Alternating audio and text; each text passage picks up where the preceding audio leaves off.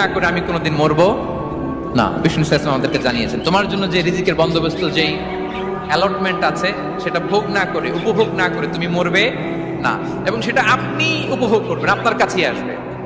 ধরুন আপনারা যে ফল আমেরিকাতে খান, এটা কি আমেরিকায় চাষ হয় ফল, নাকি কানাডা মেক্সিকো থেকে আসে? এখানেই হয়, আবার বাইরে থেকেও আসে। লেটস সে আপনি যেই অ্যাপেলটা দিয়ে আজকে ব্রেকফাস্ট করলেন, যে অ্যাপেলটা আপনি খেলেন, এটা মেক্সিকো থেকে এসেছে। ওই অ্যাপেলটা যখন কুড়ি অবস্থায় ছিল, মুকুল অবস্থায় ছিল, তখনই ওটার মধ্যে আপনার নাম লেখা। এর মধ্যে কত পাখি এসে ওই গাছে বসেছে, কত মুকুল নষ্ট করেছে, ওইটা নষ্ট করে নাই, কারণ ওইটা আপনি খাবেন। ওইটা পুষ্ট হয়ে সুন্দর একটা ফল হয়ে ইম্পোর্টেড হয়ে এটা আমেরিকাতে আসলো, আমেরিকার বাজারে।